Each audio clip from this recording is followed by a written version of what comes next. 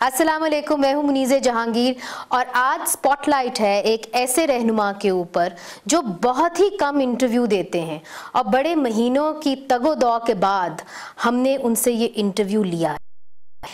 ان کی جو پارٹی ہے وہ قومی اسمبلی میں بھی ہے، سینٹ میں بھی ہے، خیبر پختونخوا میں بھی ہے، بلوچستان اسمبلی میں بھی ہے۔ 2018 میں ان کو شکست ہوئی مگر قومی اسمبلی کے باہر ہونے کے باوجود وہ اتنا اثر و رسوخ رکھتے ہیں اپوزیشن جماعتوں کے اوپر، بالخصوص میاں نواز شریف صاحب اور زرداری صاحب کے اوپر، کہ ان کو آپس میں ملانے کی، ان کا ایک اتحاد بنانے کی بات بھی کر رہے تھے۔ آپ سمجھ ہی گئے ہوں گے ہمارے ساتھ ہیں JUI کے رہنما جناب مولانا فضل الرحمان صاحب۔ مولانا صاحب بہت بہت شکریہ ہمیں یہ انٹرویو دینے کا۔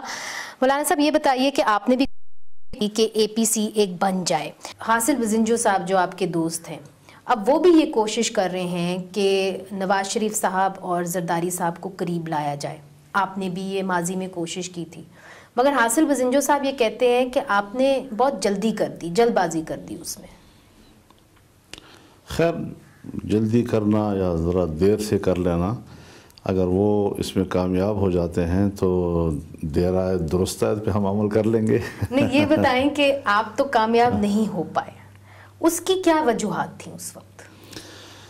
دیکھیے، اس دوران میں جب ہم 27 جولائی کو اکٹھے ہوئے، پھر 28 جولائی، پھر 29، اس طرح مسلسل، تو اس وقت ایک آل پارٹیز کانفرنس ہوئی تھی اور اس میں بنیادی نکتہ سب کا یہی تھا کہ الیکشن میں بدترین دھاندلی ہوئی ہے اور یہ ایک جعلی مینڈیٹ ہے جو اکثریتی پارٹی کو ملا ہے، سو ان کے استعفے کا مطالبہ، دوبارہ الیکشن کا مطالبہ اور ایک alliance for free and fair election کا قیام، تو یہ ساری چیزیں ہم بالکل مشترکہ اور متفقہ طور پر کر چکے ہیں۔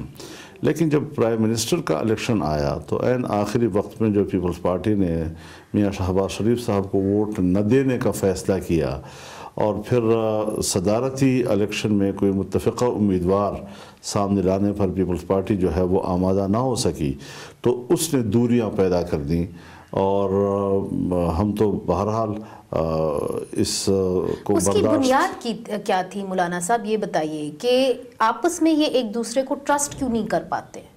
آپ نے ثالثی کا رول ادا کیا ہے، مسئلہ کہاں ہے؟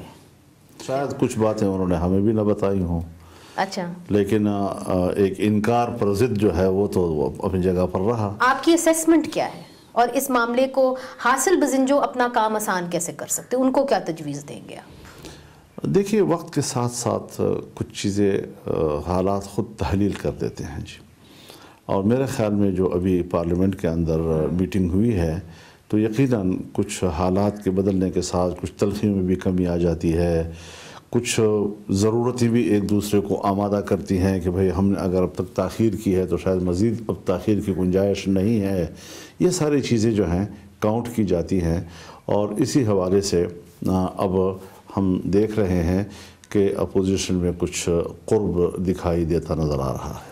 اب یہ جو اپوزیشن کا اتحاد بن رہا ہے، اس کے اندر بالخصوص آپ کا کیا رول ہوگا؟ آپ کس قسم کا رول ادا کرنا چاہیں گے؟ ظاہر ہے جی کہ حزب اختلاف کی جماعتوں میں 3 بڑی جماعتوں میں ایک ہماری جماعت ہے، تو ہمارے بغیر تو شاید ممکن نہ ہو اور نہ اس کو کوئی نظر انداز کر سکے۔ پھر باہر عوامی سطح پر جو جمعیت علماء اسلام کا یا متحدہ مجلس عمل کا رول سامنے آیا ہے، اور جس طرح عوام نے کراچی میں، لاہور میں، سکھر میں، مظفر گڑھ میں پذیرائی دی ہے ہمارے ملین مارچ کو، اور اب ڈیرہ اسماعیل خان میں ہونے جا رہا ہے، تو یہ جو عوامی ایک پریشر اٹھا ہے اس دوران میں، وہ بھی ظاہر ہے جی کہ عوام کی رائے کو اجاگر کر رہا ہے، اور سیاستدان اور جمہوری سیاستدان وہی ہوتا ہے جو عوام کے جذبات کو پڑھ سکے اور ان کے ناراضگی کو پڑھ سکے اور اس پر پھر عوام کو وہ ایک مثبت رد عمل دے سکے۔ مگر آپ کیا چاہیں گے کہ اس اپوزیشن کا جو رول ہے کیا وہ اس وقت پارلیمنٹ تک محدود ہو یا سڑکوں کے اوپر احتجاج کی شکل میں سامنے آئے؟ دیکھیے، پارلیمنٹ کی حد تک تو ٹھیک ہے، ایک پارلیمانی آدمی پارلیمنٹ کے اندر کے کردار کی نفی تو نہیں کر سکتا، لیکن میرے خیال میں جو ہمارا بنیادی اور اساسی موقف ہے کہ یہ حکومت ہی ایک جعلی مینڈیٹ کی بنیاد پر مارد وجود میں آئی ہے، تو پھر پبلک کے سامنے جانا، کیونکہ عوام کا ووٹ چوری کیا گیا ہے، اور جب عوام کا ووٹ چوری کیا گیا ہے تو عوام میں اس احساس کو بیدار کرنا، اس شعور کو بیدار کرنا کہ وہ کل کلاں اپنے ووٹ کے حق کو تحفظ دے سکے اور اس کو اس قابل بنانا، اس کے لیے عوام میں جانا پڑے گا۔ جب آپ کہتے ہیں کہ عوام میں جانا پڑے گا، آپ چاہتے ہیں کہ یہ حکومت اپنی مدت پوری کرے؟ میں تو ایک دن بھی اس کو حکومت کرنے کا حق نہیں دے رہا ہوں، آپ مدت پوری کرنے کی بات کر رہے ہیں۔ اچھا، مگر مولانا صاحب یہ بتائیں، یہ شاید آپ کی خواہش ہو سکتی ہے، مگر آج سعد رفیق صاحب نے ایک تقریر کی، انہوں نے کہا کہ ہم نہیں چاہتے کہ ہم اس حکومت کو ڈی سٹیبلائز کریں، چونکہ اگر ہم کریں گے تو پھر پورے نظام کو بھی خطرہ ہو سکتا ہے۔ تو یہ نہ ہو کہ عمران خان صاحب کی حکومت کو لے جاتے آپ نظام کو بھی ایک مصیبت یعنی اس کو یہ خطرہ ہے کہ مارشل لا لگ جائے گا؟ اشارہ تو اسی طرف ہے۔ کیوں لگے گا؟ یعنی مارشل لا کو ہم اگر کہتے ہیں کہ ووٹ چوری ہوا ہے، یہ عوام کا مینڈیٹ نہیں ہے، دوبارہ عوام کو مینڈیٹ ملنا چاہیے، تو اس پر تو میرے خیال میں اس طرح کے کسی خطرے کو الیکشن کے ذریعے ہی ہوگا نا جی، تو الیکشن کرنا کوئی اتنا آسان کام نہیں ہے۔ آپ نے دیکھا کہ ابھی بھی الیکشن کمیشن کے اندر کتنی پٹیشنز پڑی ہوئی ہیں، مہنگا ہوتا ہے، آپ لوگوں کے لیے، آپ کو تو جان کا خطرہ ہوتا ہے، تو الیکشن کرانا تو اتنا آسان نہیں۔ عوام کا حق جان پر کھیل کر ہم دینا چاہتے ہیں، ہمیں کوئی پرواہ اس کی نہیں ہے کہ حالات کیا بنتے ہیں، یا الیکشن کا انکار کرو، یا جمہوریت کا انکار کرو، یا پاکستان کے کانسٹیٹیوشن کو دفن کر دو، اور اگر یہ سب چیزیں پاکستان کی امانت ہیں تو پھر پاکستان کے عوام کو صحیح الیکشن کرنے دو۔ مگر مولانا صاحب، چونکہ آپ ایک زیرک سیاستدان ہیں، بے نظیر بھٹو صاحبہ کہتی تھیں کہ politics is art of the possible. اب مجھے یہ بتائیے کہ آپ اتنی بڑی پارٹی کو لیڈ کرتے ہیں، آپ کے جیسے کون سی ایسی پارٹی ہے جو آپ کے اس موقف کے اوپر آپ کے ساتھ کھڑی ہے؟ میرے خیال میں جو ہمیں پبلک کی طرف سے رسپانس ملا، وہ پارٹیوں کو مجبور کریں گے کہ وہ اس موقف پہ آئیں گی۔ مگر ابھی تو اس کے لیے وقت ہے۔ اگر ہم پارلیمنٹ کے اندر اگر آ جائیں تو آپ کے اپنے جو حمداللہ صاحب ہیں JUIFA کے، وہ کل میرے پروگرام میں آئے ہوئے تھے، اور انہوں نے یہ کہا کہ اگر پاکستان پیپلز پارٹی کو سندھ میں چھیڑا جائے تو زرداری صاحب اس کام میں زیادہ مہارت رکھتے ہیں سینٹر میں، تو پھر سینٹر میں بھی خطرہ ہے۔ کیا PTI کے صفوں کے اندر فارورڈ بلاک بننے کا خدشہ ہے؟ حضرت پیپلز پارٹی PTI کے جتنے لوگ ہیں اس وقت، یہ سب ادھر ادھر سے اسٹیبلشمنٹ کے لائے ہوئے لوگ ہیں، ان کی اپنی کوئی رائے نہیں ہے، سوائے چند نوجوانوں کے شاید، یا کچھ اراکین ایسے ہوں گے جن کی کوئی اندر سے کمٹمنٹ ہوگی، ورنہ ادھر ادھر سے اڑتے پھرتے جو ہیں یہ لوگ یہاں پر زبردستی لا کر ان کے ساتھ بٹھا دیا گیا ہے۔ نان کمیٹڈ لوگ جو ہیں وہ حکومت کر رہے ہیں، اور زبردستی ان کو سیٹیں دلوا کر یہاں ایوان بھر دیا گیا ہے، تو میرے خیال میں ان حقائق کو ہم کیوں تسلیم نہیں کرتے؟ مگر جب کوئی حکومت میں آ جاتا ہے تو حکومت کو چھوڑنا بڑا مشکل کام ہوتا ہے، تو اس وقت تو ایسا نہیں لگ رہا کہ اپوزیشن جو ہے وہ حکومت کو گرانا چاہتی ہے، ایسا نہیں لگ رہا، تو پھر یہ کیسے ہوگا؟ میرے خیال میں اپوزیشن جس اصول پہ اتفاق کر چکی ہے اس سے روک نہیں کر سکے گی۔ وہ اصول کیا ہے؟ وہ اصول یہ ہے کہ دوبارہ الیکشن کرائے جائیں۔ اب جب آپ کہتے ہیں کہ آپ پھر سے الیکشن کروانا چاہیں گے 5 سال سے پہلے، تو ایسا لگ رہا ہے کہ نہ نواز شریف صاحب اس کے لیے تیار ہوں گے اور نہ ہی زرداری صاحب اس کے لیے تیار ہوں گے۔ جب تک یہ دونوں بڑی جماعتیں آپ کے ساتھ نہیں آتی تو تبدیلی تو اس طرح نہیں آ سکتی۔ آ رہے ہیں، آپ ذرا انتظار تو کریں، آ رہے ہیں، اسی بات پہ آ رہے ہیں، آپ کیوں روک رہے ہیں ان کو؟ اچھا نہیں، ہم تو نہیں روک رہے، میں تو آپ سے پوچھ رہی ہوں کہ یہ معاملہ جائے گا کہاں۔ مولانا صاحب، کچھ ایسے ایشوز اب پارلیمنٹ کے اندر آئیں گے جس کے اندر آپ کی پارٹی نے تو ایک واضح موقف اپنایا ہوا ہے، مگر بہت ساری ایسی جماعتوں نے کوئی واضح موقف نہیں اپنایا۔ فوجی عدالتوں کے بارے میں آپ کی پارٹی کا موقف ہے کہ ان کی مدت میں توسیع نہیں ہونی چاہیے۔ پاکستان پیپلز پارٹی نے ابھی کوئی واضح طور پہ موقف نہیں دیا، صرف یہ کہا ہے کہ اصولی طور پہ نہیں ہونی چاہیے۔ اس کے اوپر اتحاد ٹوٹ سکتا ہے کہ بن سکتا ہے؟ ہمارا موقف تو پہلے دن سے ہی یہی ہے، اور جس دن یہ چیزیں بن رہی تھی تو ہم نے ووٹ نہیں کیا اس میں۔ سیاسی لوگ جو ہیں وہ فوجی عدالت، اس کا معنی یہ ہے کہ آپ نے اپنے ملک کے پورے عدالتی نظام کو جو ہے وہ جکڑ دیا ہے، اور یہ چیزیں حادثات کو استعمال کرتی ہوئے جب ہم اس قسم کے کام کریں گے تو اس کے عواقب اچھے نہیں ہوتے۔ آپ نے جو موقف اپنایا ہے وہ بڑا واضح موقف ہے، باقی پارٹیز کا وہ موقف نہیں ہے۔ جس طرح ایم کیو ایم کا جو ہے وہ کہتے ہیں کہ جی ہم اصولی طور پہ تو ہم سمجھتے نہیں ہونا چاہیے مگر پھر بھی ہم مشاورت کریں گے۔ پاکستان پیپلز پارٹی بھی یہ کہتی ہے کہ مشاورت کریں گے۔ ہماری خبر یہ ہے کہ پاکستان مسلم لیگ نون مان گئی ہے، وہ یہ اس پہ مان گئے ہیں کہ ملٹری کورٹس کو ایکسٹینڈ ایک دفعہ پھر کرنا چاہیے۔ اسٹیبلشمنٹ عام طور پر ایسے حالات میں کچھ پارٹیوں کو پریشرائز بھی کرتی ہیں، بہت سے امور میں ان کو ایسا الجھا دیتی ہیں کہ پھر اسی بنیاد پر ان کے ساتھ سودا بازی کرتی ہیں۔ خدا نہ کرے کہ یہ چیزیں جو ہیں وہ اس قسم کی سودا بازیوں پر منتج ہوں۔ اگر انہوں نے ان کو سلجھا دیا ہے تو آپ کیسے ان کو الجھائیں گے؟ آپ کا کوئی ہے ارادہ اس معاملے کو الجھانے کا، کوئی اقتدار ادا کرنے کا؟ بہت سی چیزیں حضرت ہمیں تاریخ کے حوالے کرنی ہوتی ہیں۔ ہم اپنے بساط کے مطابق جنگ لڑتے ہیں۔ اگر ہم کسی چیز کا راستہ روک سکتے ہیں تو آخر حد تک راستہ روکنے کی کوشش کرتے ہیں، نہیں روک سکے تو پھر تاریخ کے حوالے کر دیتے ہیں۔ تاریخ پر یہ چیزیں ثبت ہو جاتی ہیں، ہمارا موقف بھی ثبت رہے گا، دوسروں کا موقف بھی ثبت رہے گا، اور یہ تاریخ فیصلہ کرے گی کہ اس قسم کے غلط فیصلوں سے کیا نقصانات ہوئے۔ مولانا صاحب، دوسری طرف ہم نے دیکھا ہے کہ جو اس حکومت کے انفارمیشن منسٹر ہیں فواد چودھری صاحب، انہوں نے کافی بیان بازی کی ہے سندھ کے اندر، جس کے نتیجے میں جو ٹیمپریچر ہے، پولیٹیکل ٹیمپریچر کافی اٹھ گیا۔ پھر آج ایک طریقے سے حکومت نے سٹیپ بیک کیا، اور جو سابق چیف منسٹر ہیں، ڈیفنس منسٹر ہمارے پرویز خٹک صاحب، انہوں نے کہا کہ جی ہم اس طرح کا ایٹماسفیئر نہیں چاہتے۔ تو اپوزیشن متحد ہونے کا نتیجہ تو یہ ہوا ہے کہ معاملات کچھ بہتر ہونے شروع ہو گئے ہیں حکومت کے ساتھ۔ میرے خیال میں عمران خان صاحب کو چونکہ اسمبلی میں اب انہوں نے لانا ہے بڑی طویل غیر حاضری کے بعد، اس کے لیے کچھ حالات ذرا شاید وہ بہتر بنانے کی ہیں، ورنہ ان کا ایٹیچیوڈ جو ہے یہ ان کی طبیعت و مزاج کا حصہ ہے۔ کچھ وقتی طور پر ان کی شاید ایک ضرورت ہوگی جو حاصل کرنا چاہتے ہوں گے، لیکن اس سے ان کی مزاج تبدیل نہیں ہوگا۔ بہت سارے لوگ یہ کہتے ہیں، تجزیہ نگار بھی یہ کہتے ہیں، لیڈران بھی یہ کہتے ہیں کہ اگر اپوزیشن متحد ہوئی ہے تو عمران خان صاحب کے رویے سے ہوئی ہے، وہ خود یہ کہتے ہیں۔ تو پھر اپوزیشن کا متحد ہونا کتنا دیر پا ہے؟ چونکہ کوئی بنیادی اصولوں کے اوپر تو نہیں ہو رہی، ملٹری کورٹس کے اوپر یہ علیحدہ علیحدہ کھڑے ہوئے ہیں، بہت ساری ایسے مسائل ہیں جن کے اوپر یہ علیحدہ علیحدہ کھڑے ہوئے ہیں، 18ویں ترمیم تک پہ کوئی ایک کنسنسس سامنے نہیں آ رہا۔ تو اپوزیشن پھر اکٹھے نہیں ہوگی نا۔ اگر یہ چیزیں جو آپ سمجھتی ہیں کہ ان پر اتفاق نہیں ہے تو پھر اپوزیشن اکٹھی نہیں ہوگی۔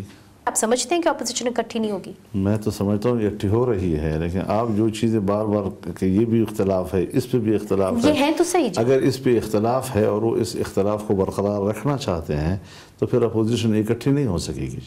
آپ کیا سمجھتے ہیں؟ آپ نے بڑے عرصے سیاست کی ہے، دیکھی ہے۔ آپ سے جی کہ یہ چیزیں وہ ہیں کہ جب اکٹھ کا وقت آتا ہے تو ایسے ایشوز بیچ میں پھینک دیے جاتے ہیں کہ جس پر ان کا خیال یہ ہوتا ہے کہ شاید اپوزیشن متحد نہ ہو سکے۔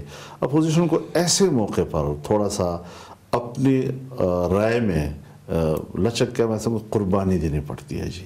اگر ہم قربانی دینے کے لیے تیار نہیں ہیں اور اپنی آراء کو اس حد تک ہم پیش کرتے ہیں کہ اس پوائنٹ پر ہم پھر بکھر جائیں اور ہم کہیں کہ جی فوجی عدالت کا ساتھ دینا ہے اور فوجی عدالت کا ساتھ نہیں دینا اور 18ویں ترمیم کو برقرار رکھنا ہے اور 18ویں ترمیم کو برقرار نہیں رکھنا، تو 18ویں ترمیم تو ایک پارلیمنٹ کی متفقہ ترمیم ہے، جس میں تو ایسی ترمیم ہے کہ جس میں اگر ہم رد و بدل کرنے کی کوشش کریں گے بھی تو شاید اس پہ مزید مشکلات پیدا ہوں۔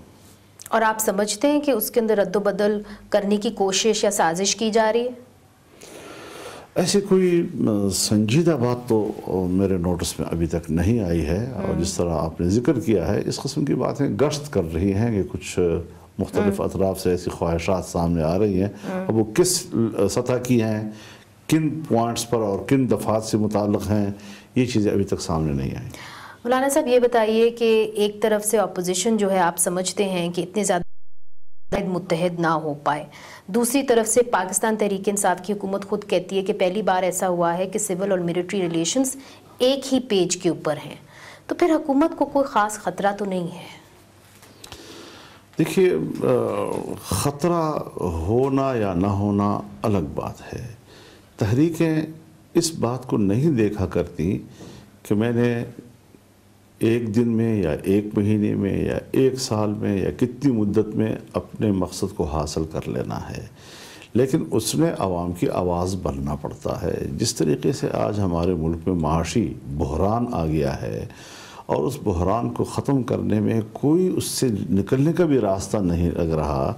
ایک حکومت نے آتی ہی بجٹ پیش کیا، اب دوسرا بجٹ پیش کر رہے ہیں. مگر مولانا صاحب، اگر آپ سڑکوں کے پر آئیں گے اور یقیناً آپ کی بہت سٹریٹ پاور ہے JUIFA کی، اس میں کوئی شک نہیں، پھر تو انسٹیبلٹی زیادہ ہوگی، معیشت کے اوپر زیادہ اثر ہوگا اور برا اثر ہوگا. تو یہ ملک کے نااہلوں سے ملک کو چھڑوانا، یہ ہے معیشت کو بچانے کا راستہ. میاں نواز شریف صاحب اس وقت جیل میں ہیں. آپ کے دوست زرداری صاحب نے تو بڑی لمبی جیل کاٹی تھی. کیا توقع رکھتے ہیں کہ میاں صاحب اتنی لمبی جیل کاٹ سکیں گے؟ 7 سال جیلیں ہم نے بھی کاٹی ہیں. جب ضیاء الحق کے زمانے میں 5-6 سال میں جیلوں میں رہا ہوں مسلسل.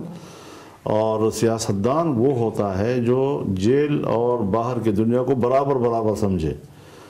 اگر کوئی شخص سیاست کرتا ہو اور وہ جیل سے وحشت کھاتا ہو تو پھر اس کو سیاست کرنی ہی نہیں چاہیے. چلیں، کچھ اور آپ سے اہم سوالات بھی ہم نے کرنے ہیں، جو کہ مجھے معلوم ہے کہ صرف جو پاکستان کے اندر اندرونی سیاست ہے اس کے پر آپ کی نظر نہیں، بلکہ آپ کا اس خطے کے اندر بھی ایک رول رہا ہے، اور اس خطے کے بارے میں ہم آپ سے سوال کریں گے، خاص طور پہ پاک افغان تعلقات کے اوپر، ایک وقفے کے بعد. ویلکم بیک ناظرین، ہمارے ساتھ ہیں جناب مولانا فضل الرحمان صاحب، سربراہ JUIFA کے. مولانا صاحب، یہ بتائیے کہ اب جماعت اسلامی کی طرف سے یہ بیانات دیکھنے کو مل رہے ہیں کہ ہم MMA کے اتحاد سے نکل رہے ہیں، تو پھر لوگ یہ پوچھتے ہیں، خاص طور پہ خیبر پختونخوا میں، کہ یہ جو اتحاد بنا تھا یہ صرف 2018 کے الیکشن تک تھا؟ ہماری طرف سے تو یہ ایک دینی جماعتوں کا اتحاد تھا اور ایک دینی کاز کے لیے، اور میرے خیال میں یہ نصب العین آج بھی سب کے مد نظر ہے. مجھے بحیثیت صدر متحدہ مجلس عمل کے اس وقت تک کوئی ایسی باضابطہ اطلاع نہیں دی گئی ہے کسی ایک جماعت کی طرف سے بھی کہ وہ یا MMA سے الگ ہونا چاہتے ہیں یا ان کو MMA کے اتحاد پر تحفظات ہیں، یا یہ کہ وہ صرف اس کو انتخابی اتحاد سمجھتے تھے. میرے خیال میں ہمارے اتحاد میں کوئی بھی جماعت اس کو صرف اور صرف انتخاب تک محدود تصور نہیں کرتی. تو یہ آپ بڑی امپورٹنٹ خبر دے رہے ہیں. تو آپ یہ کہہ رہے ہیں کہ آپ تک یہ کوئی بات فارملی جماعت اسلامی نے کنوے نہیں کی کہ جی ہم MMA کے اتحاد سے باہر آ رہے ہیں؟ نہیں، بالکل بھی نہیں. اچھا، تو آپ نے ان سے دریافت بھی نہیں کی کہ یہ جو سٹیٹمنٹس آ رہی ہیں میڈیا کے اندر، اس سے کیا مطلب ہے؟ ان کے ساتھ میرا رابطہ ہے. اچھا، اور کوئی خطرے والی بات نہیں ہے. تو ناراضگی کس بات پہ ہے؟ ناراضگی بھی نہیں ہے. آپ نے ایک صحافی سوال کرتا ہے اور وہ کہتا ہے کہ ہم اپنی پارٹی کے سلوگن کے تحت بھی کام کر رہے ہیں، اپنے جھنڈے کے تحت بھی، تو جمعیت بھی کر رہی ہے، باقی پارٹیاں بھی کر رہی ہیں، تو یہ کوئی ایسی بات تو نہیں ہے. اچھا، دوسری طرف مولانا صاحب یہ بتائیں، صاحب جو ہیں انہوں نے کچھ خط لکھے ہیں، اسفندیار ولی صاحب کو بھی انہوں نے خط لکھا، پھر پختونخوا ملی عوامی پارٹی کے جو سربراہ ہیں اچکزئی صاحب، ان کو بھی خط لکھا، اور انہوں نے کہا کہ اب یہ وقت آ گیا ہے کہ پختون قوم پرست پارٹیز کو اور لیڈران کو اب اکٹھے ہو جانا چاہیے، یکجا ہو جانا چاہیے. آپ کی جو پارٹی ہے مذہبی بھی ہے مگر قوم پرست بھی ہے، تو آپ کہاں کھڑے ہوں گے اس ایشو کے اوپر، اور کیا آپ ان کا ساتھ دیں گے؟ دیکھیے، قوم پرست میں بھی قسم قسم کے لوگ ہیں.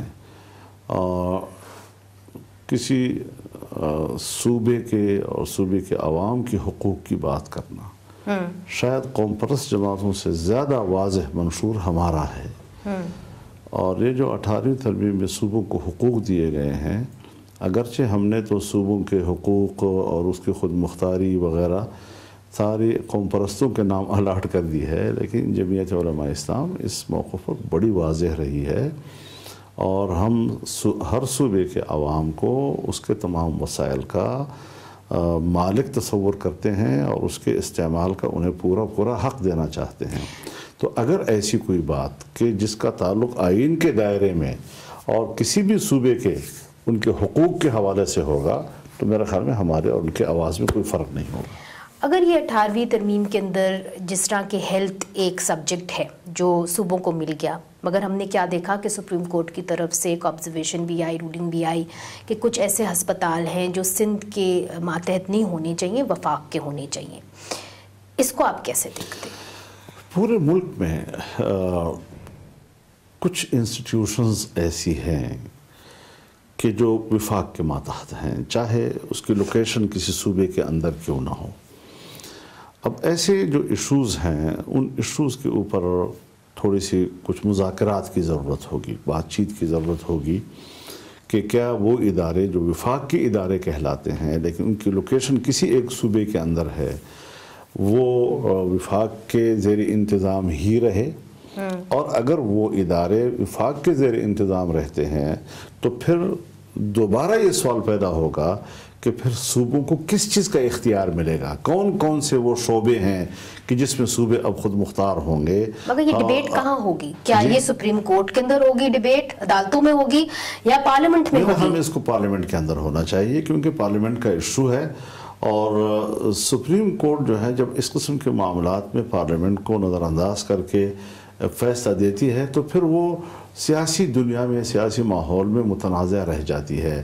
دیکھیے میں آپ سے گزارش کروں، یہ جو پچھلے ادوار میں نے ذاتی تجربہ دیکھا، ہم سوچتے تھے کہ جی بڑے سیاستدان تھے، میرے والد صاحب مولانا مفتی محمود، خان عبدالولی خان، غوث بخش بزنجو، ذوالفقار علی بھٹو، اس قط کے لوگ، اور انہوں نے ایک بڑی ذہنی اور فکری کاوش کے ذریعے ایک متفقہ آئین قوم کو دے دیا. لیکن جب ان پارلیمنٹوں میں جس میں ہم جیسے چھوٹے لوگ بیٹھتے ہیں اور انہوں نے کسی قومی ایشو پر کوئی کمیٹی بنائی ہے اور اس میں ہم قومی ایشوز کو ڈسکس کیا ہے تو ماشاءاللہ بہت ہی بالغ نظری سے کا ثبوت دیا ہے، ایک دوسرے کو سمجھنے اور سمجھانے کے تمام مواقع مہیا کیے ہیں اور دلیل کی قوت سے ایک دوسرے کی گفتگو کو تسلیم کیا ہے، اور تب جا کر 18ویں ترمیم پر ایک اتفاق کرایا ہوا ہے. تو اس اعتبار سے میں نہیں سمجھتا کہ سیاستدانوں کے بارے میں یہ تاثر دنیا کو دیا جائے کہ وہ پارلیمنٹ کے اندر کسی بات پہ اتفاق نہیں کر سکیں گے. بس عوام کا اس پہ اعتماد ہونا چاہیے پارلیمنٹ کے اوپر، تو پھر رہنما بھی جو ہے وہ اس کے معیار پر پورا اترنے کی صلاحیت رکھتے ہیں. ایک پرسیپشن ہے خیبر پختونخوا کے اندر، اور وہ یہ ہے کہ جو پختون لیڈرشپ ہے اس کو 2018 کے الیکشن کے اندر مار دیا گیا. یہ پرسیپشن کیوں ہے، اور آپ اس کی سمجھتے ہیں کہ ایسا ہے چونکہ آپ کو تو ایک طریقے سے اپنی شکست تو ضرور ہوئی ہوگی مگر پارٹی نے تو آپ کی ٹھیک ٹھاک سیٹیں لی ہیں؟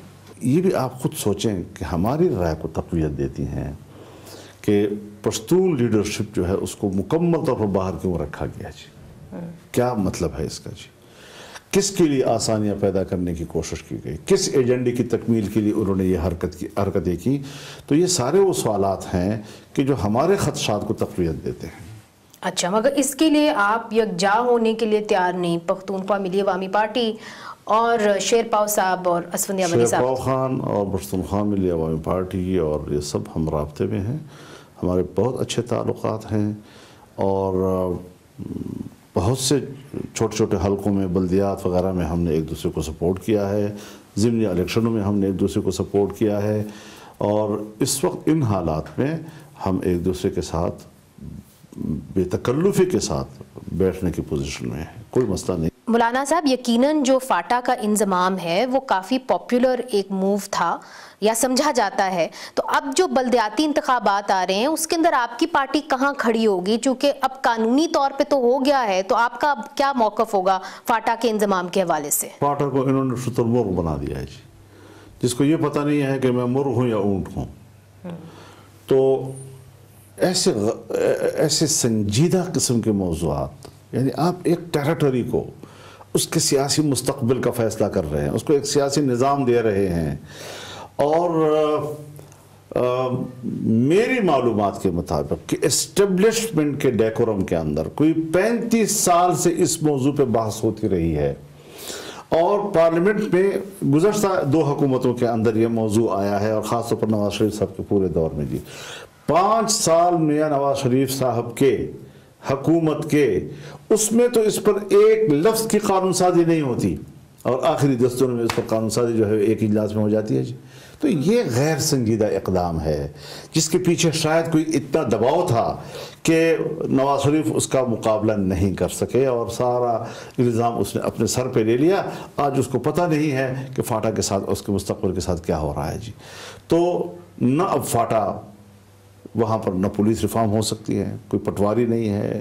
اب 1 کروڑ 20 لاکھ آبادی ہے آپ کے فاٹا کے علاقے کی، اور آپ اس کو حلقے دے رہے ہیں صوبائی اسمبلی میں 50 لاکھ کے اوپر۔ کون تسلیم کرے گا ان چیزوں کو؟ مگر مولانا صاحب یہ بتائیے کہ اب تو لوکل باڈی الیکشنز آنے والے ہیں، آپ نے اصولی طور پہ تو الیکشن پتہ نہیں کب ہوں گے، ابھی تو صوبائی اسمبلی کا الیکشن کا اعلان ہو گیا ہے، مگر دیکھیں اور یہ ایسے صوبائی ممبر ہوں گے جو عدم اعتماد میں بھی حصہ نہیں لے سکیں گے اور بجٹ ووٹ بھی نہیں دے سکیں گے۔ مگر دیکھیے اب تو قانونی طور پہ ہو گیا ہے، تو آپ کی پارٹی اب کہاں کھڑی ہوگی؟ چونکہ آپ نے الیکشنز کے اندر بھی حصہ لینا ہے اور ایک اب پاپولر موو ہو گیا ہے۔ اس سلسلے میں ہمارے چونکہ ایک بڑا قریبی رابطہ رہا ہے، الیکشن سے پہلے پورا فاٹا کا بہت بڑا جرگہ بیٹھا ہے، اور یہ جرگہ جو ہے 1912 سے انٹیکٹ ہے، تو اس نے متفقہ طور پر فاٹا کو ایک مستقل صوبہ بنانے کا مطالبہ کر دیا ہے۔ تو اس وقت تک تو ان کا موقف جو ہے وہ اس حوالے سے سامنے آ رہا ہے، اگر آپ نے فاٹا کو اتنی لالچیں دیں تو پھر وہ لالچیں تو تب پوری ہو سکتی ہے نا کہ پھر ان کا گورنر بھی اپنا ہوگا، پھر ان کا چیف منسٹر بھی اپنا ہوگا، پھر باقی صوبوں کے برابر اس کے سینیٹرز بھی ہوں گے، پھر ان کی صوبائی اسمبلی بھی اپنی ہوگی، پھر ان کی قومی اسمبلی کی سیٹیں بھی اپنی ہوں گی۔ تو اس اعتبار سے پھر اگر بہاولپور کے لیے صوبے کا مطالبہ ہو سکتا ہے تو پھر فاٹا تو اس سے بہت وسیع و عریض اور بڑے گنجان آبادی کا علاقہ ہے، جس کی آبادی کے ساتھ یہ ظلم کیا جا رہا ہے کہ اگر 1 کروڑ 20 لاکھ کی اس کی آبادی ہے تو آپ اس کے الیکشن ابھی کروا رہے ہیں 50 لاکھ کی آبادی کی بنیاد پر۔ کتنا بڑا ظلم ہے؟ ظلم ہے، اس میں کوئی شک نہیں کہ فاٹا کے لوگوں کے اوپر ظلم ہوا ہے، اس میں کوئی شک نہیں، مگر اس ظلم کے خلاف آواز حال ہی میں ایک اور موومنٹ نے اٹھائی، پی ٹی ایم نے۔ ان کے 2 ممبر اب اس وقت نیشنل اسمبلی میں ہیں۔ ہم بھی چونکہ اس علاقہ کا ہم رپورٹ کرتے رہتے ہیں وہاں پہ، تو وہاں کے جو نوجوان ہیں وہ یہ کہتے ہیں کہ کبھی کسی نے ہمیں مذہب کے نام کے اوپر بیوقوف بنایا، کبھی کسی نے ہمیں قوم پرست کے اوپر بیوقوف بنایا، اب ہم اسی کا ساتھ دیں گے جو ہماری شناخت ہمیں دلوائے گا۔ اس کو مد نظر رکھتے ہوئے ایسا لگتا ہے کہ پی ٹی ایم کی کامیابی ہوئی، یہ جو ایک نئی سینٹیمنٹ اٹھی ہے اس کو آپ جیسی جماعتیں کیوں نہیں کیش کر سکی؟ دیکھیے اس پہ آپ پریشان نہ ہوں، اس ملک میں بہت کچھ ہوتا رہا ہے، ایم کیو ایم بھی آیا، کس نے بنایا، کیسے بنا، طالبان بھی آئے، کس نے بنائے، کیسے بنے، فرقہ پرست تنظیمیں آئیں، کس نے بنائی، کیسے بنی، مالاکنڈ شریعت تحریک آئی، کس نے بنائی، کیسے بنی، کس طرح مارا ان چیزوں کو۔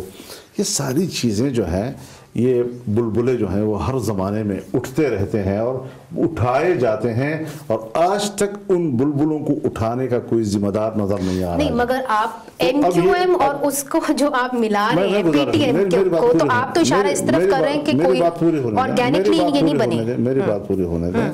اس لیے میں کسی ایسی تحریک کے بارے میں اجلت میں کوئی فیصلہ دینے کی پوزیشن میں نہیں ہوں۔ میں نہ شریعت کے نام پر مسلمانوں کو قتل کرنے کے روادار ہوں اور نہ پشتوں کے نام پر لوگوں کے قتل ہونے کا روادار ہوں۔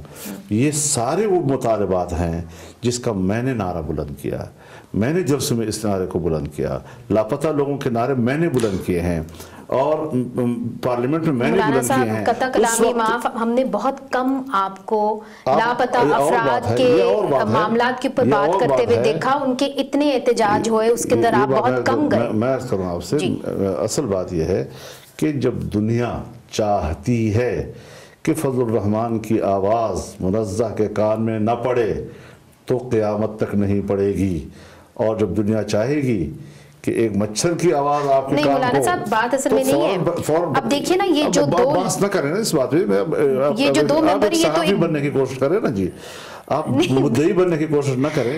میں سیاسی آدمی ہوں, میں یہ چیزیں ساری جانتا ہوں, میرے زندگی میں یہ ساری چیزیں اٹھی اور بیٹھی, اٹھی اور بیٹھی. تو پی ٹی ایم بھی بیٹھ جائے گی. تو ظاہر ہے جی کہ وہ اگر ریاست سے تصادم ہوگا تو پھر مشکلات آئیں گی. اگر اس کے پیچھے خدا نہ کرے اسٹیبلشمنٹ ہے تو پھر کیا نتیجہ ہوگا اس کا جی؟ کیا نتیجہ ہوگا؟ یہی نتیجہ ہوگا جو صوفی محمد کا ہوا, یہی نتیجہ ہوگا جو الطاف حسین کا ہوا, یہی نتیجہ ہوگا جو سپاہی صاحبہ کا ہوا. تو آپ تو یہی کہہ رہے ہیں کہ ان کے پیچھے اسٹیبلشمنٹ ہے, آپ تو یہ کہہ رہے ہیں. ہو سکتا ہے, میں قطعی طور پر بات نہیں کر رہا, لیکن میں ابھی اس کو مطالعے میں رکھا ہوا ہوں. میں حتمی طور پر کوئی اتنے جلدی فیصلے کرنے والا نہیں ہوں جی.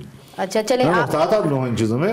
میں خود پشتون ہوں, میں خود قبائل کا نمائندہ ہوں, قبائل میں میری سہ ہے, میری پارٹی ہے, اور وزیرستان اور جمعیت علماء سے کوئی جیت سکے ممکن نہیں ہے.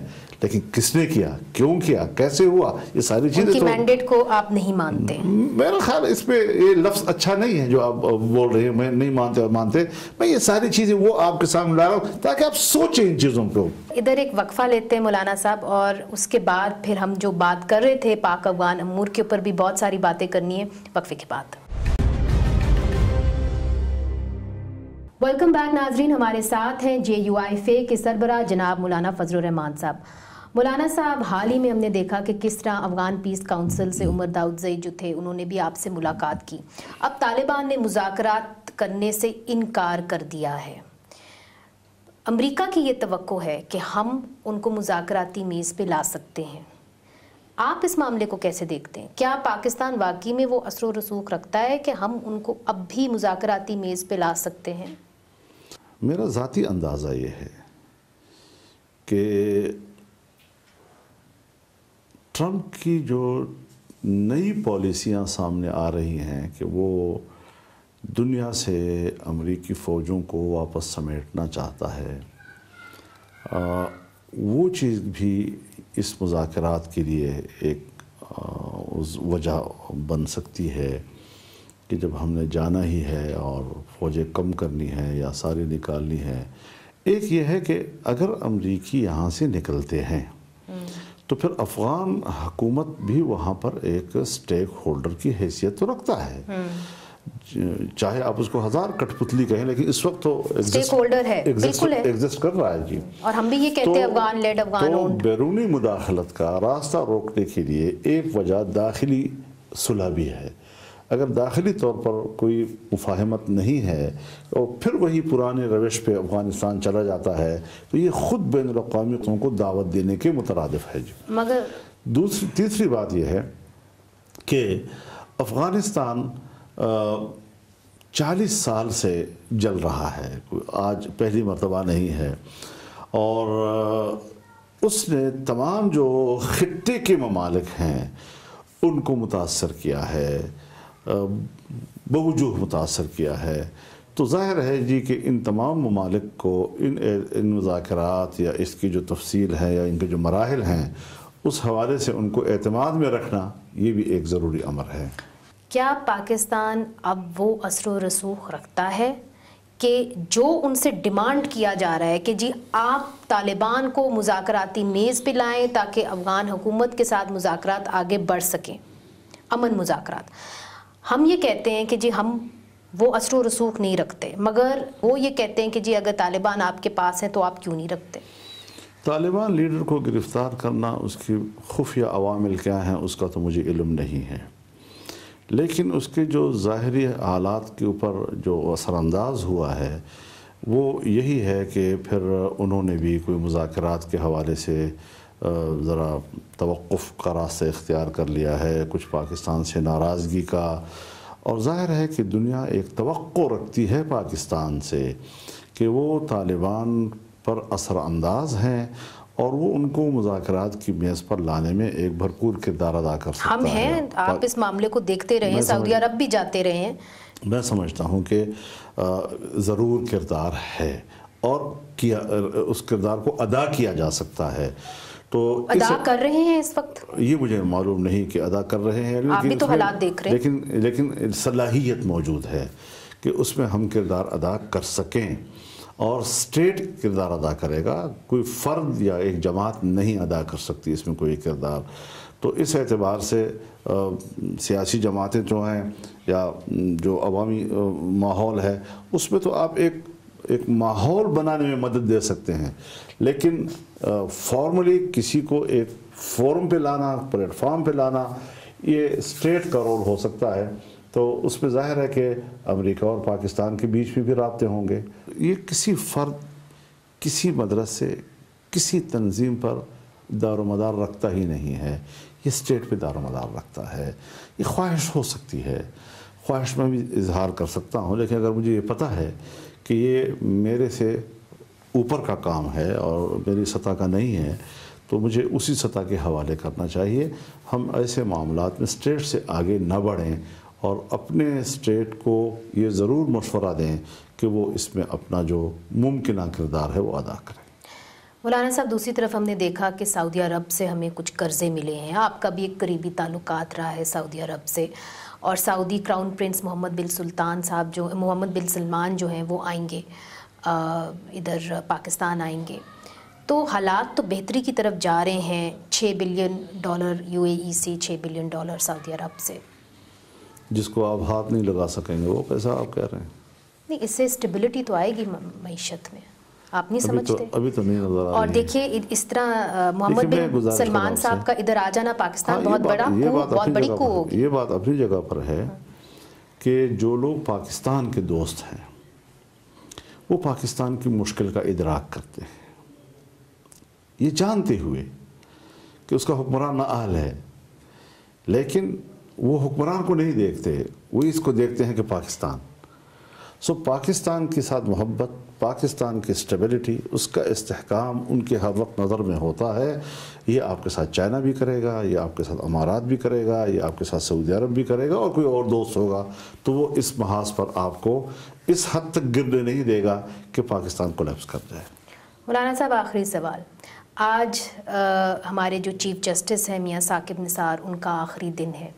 انہوں نے جوڈیشل ایکٹیویزم کی پاکستان کے اندر. اب جو چیف جسٹس کھوسا صاحب آ رہے ہیں، کیا وہ جوڈیشل ایکٹیویزم کو برقرار رکھیں گے؟ آپ کیسے دیکھتے ہیں؟ دیکھیے، جوڈیشل ایکٹیویزم جو ہے یہ تو چودھری افتخار صاحب نے بھی برقرار رکھی تھی اپنے پورے دور میں جی.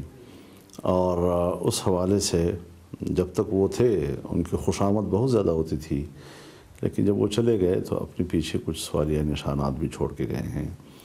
میرے خیال میں ثاقب نثار صاحب نے بھی اپنے حدود سے تجاوز کر کے آخری سال گزارا ہے، اور ان کے بارے میں بھی دنیا بہت سے سوالات اٹھائے گی کہ کس طرح انہوں نے جو بعض فیصلے کیے، جس طرح انہوں نے اپنی ذمہ داریوں سے ہٹ کر بہت سی ذمہ داریاں اٹھانے کی اور ان کی ذمہ داریاں اٹھانے کی باتیں کی. اس کو عام سطح پر کوئی اچھے انداز سے نہیں دیکھا گیا، اور بہت ناراض ہے اس کا اپنا جو عدالتی ماحول ہے، جو بار کونسل کا، بار ایسوسیشن کا ماحول ہے. اس کا رد عمل بھی آپ نے دیکھا کہ کتنے جج ہیں جو ان کے الوداعی تقریب میں بھی شریک نہیں ہوئے یا اٹھ کے چلے گئے، یا سابق جو بار ایسوسیشن کے سربراہان ہیں انہوں نے جو رد عمل دیا ہے. تو کوئی اچھے نشانات جو ہیں وہ چھوڑ کے نہیں جا رہے ہیں. ویسے انہوں نے پاپولیشن کے اوپر بھی ایک انیشیٹو لیا تھا اور کہا تھا کہ علماء کو ساتھ دینا چاہیے. تو کیا علماء جو ہیں ساتھ دیں گے؟ چونکہ پاپولیشن کا مسئلہ تو ہے پاکستان کے اندر. پاپولیشن کا مسئلہ جو ہے وہ ثاقب نثار صاحب کے کہنے سے ایشو نہیں بنتا جی. آپ سمجھتے ہیں کہ ایشو ہے؟ نہیں ہے نا جی. جب نہیں ہے تو ان کے کہنے سے نہیں بنے گا. ان کو اپنے حدود میں رہنا چاہیے اور بس ریٹائرمنٹ کی زندگی کو انجوائے کریں. مولانا فضل الرحمان صاحب، بہت بہت شکریہ ہمیں یہ انٹرویو دینے کا. مہربانی.